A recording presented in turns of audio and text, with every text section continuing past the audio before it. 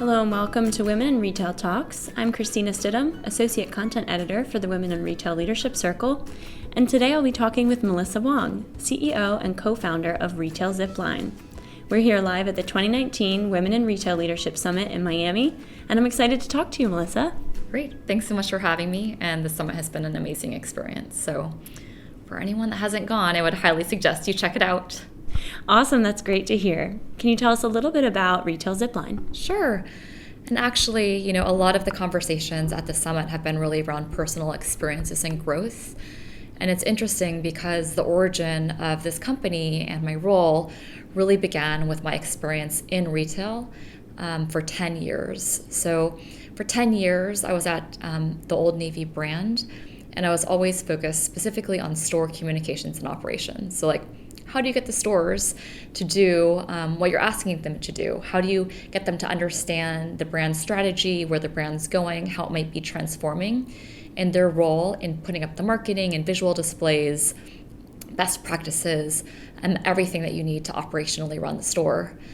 And throughout my 10 years there, I can't tell you how many times I did a communication evolution and had store brand presidents walk into the store at the end of the quarter, and they would have had a leadership team meeting and, to pull the marketing up or down, and they'd walk into the store and they'd be like, hey, the store didn't actually get this done. And they'd ask the store, why didn't you set up this marketing display? He said, we're driving business at the end of the quarter. And the stores would always say, I missed the memo, or it was, someone else's responsibility, or I didn't understand it was a top priority. And it wasn't for a lack of the stores actually not wanting to do the thing.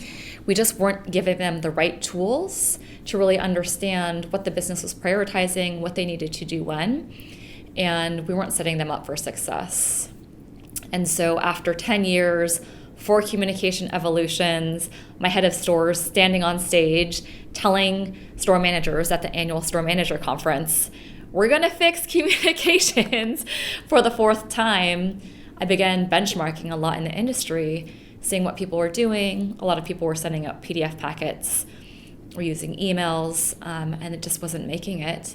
And so I actually, found a technology co-founder who came from consumer technologies. We started working together, and we founded this company on the premise that, the way that retail operates should be with technology that is as easy to use as consumer technology, because retail is the most populous job in America, and so it shouldn't have to be so hard.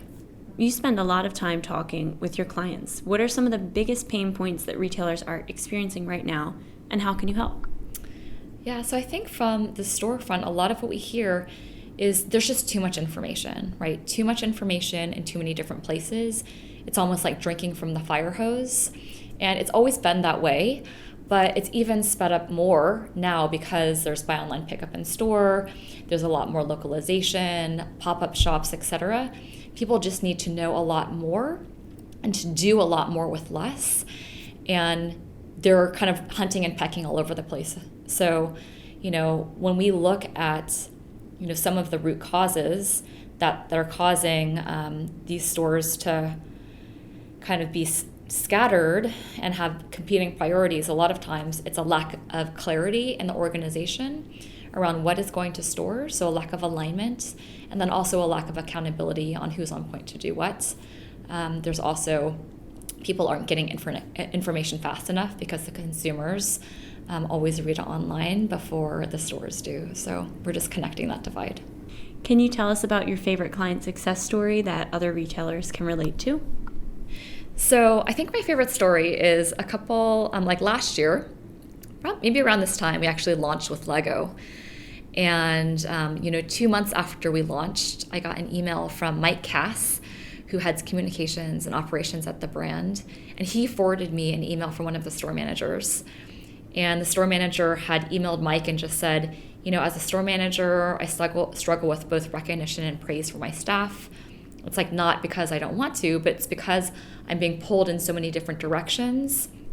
And I'm always trying to catch up to what needs to be done, kind of stay on top of everything. And they said, he said an amazing effect of Zipline is that now I've been able to see who's read the information, who's acted on it, and most importantly, who's taken assigned tasks and completed them.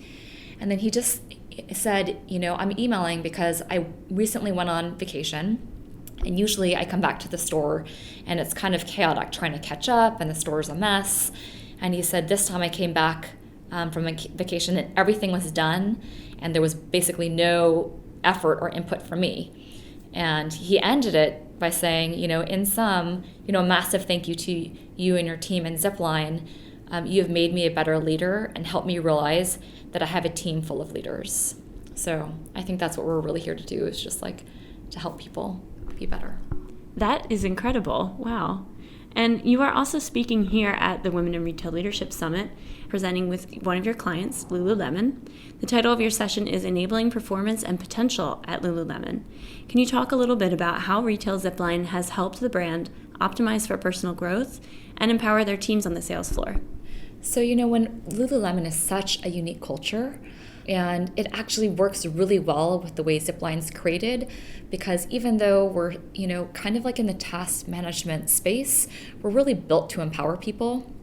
And so when you take a step back and you look at the principles of what we're trying to achieve, it's really around clarity, accountability, and partnership. And so in my talk with Lululemon, we're really talking about how better technology can enable those things and actually give people the white space to be better leaders, to be better managers, to shine that flashlight into what's working and not, so you can move faster and together, right? So it's an exciting part of our journey for us. Lululemon's been a great brand to partner with. Awesome. Can you tell us about any big initiatives or projects happening at Retail Zipline in 2019? Sure. It's very exciting for us, and we will actually have some news to share in the next couple of weeks with a larger announcement. But for us, the past couple of years have really been based off of engaging store manager teams, because we believe that the store works as an ecosystem and everyone's handing the baton from one person to the next. And it's very unique, right, specifically to retail. But then also we know that associates are really a special use case. They come in once or twice a week. They only want to know what's specifically for them. They don't need to know what's happening for the entire store. They just need to know what's specific to the brand that they need to know about so that they can be the best brand ambassador to the customer. And also, what is my manager as an associate really asking me to do? So we're combining those two streams and are betaing our associate app right now with Gap Inc. and Torrid. Can you tell me what you think the biggest technology trend is for 2019? Sure. We're seeing a lot around personalization, right? Everyone wants to meet the consumer where they're at and give her what she wants, whether it's convenience or a great experience or a certain product assortment. And so when we think about personalization, it's personalization to the consumer about experience, localization of store type. And what that translates for us is for retailers to deliver that personalized brand experience to a customer at all touch points, online, in store, in some of the marketing. From an in-store perspective, if you're delivering that customer a personalized message, you also need to make sure that your stores are focused on the messages for their specific customer base. So it's all about bringing everyone together into, a larger community and personalizing the experience. I want to thank you so much for joining me. I think that's all the time we have on this episode of Women in Retail Talks. So thank you so much, Melissa. I appreciate you taking time out of your day at the busy Women in Retail Leadership Summit to come talk to me. Thanks so much for having me. It's been exciting to be here. Thanks for listening. For more information on this podcast, please check out our podcast channel page at wirlc.com/podcasts for show notes. Women in Retail Talks is available on Apple Podcasts, Google Play, Stitcher, and now on Spotify. Make sure to subscribe on our podcast channel page as well. If you've enjoyed this episode, please take a few moments to rate and review this podcast. Thanks, and until next time, this has been Women in Retail Talks.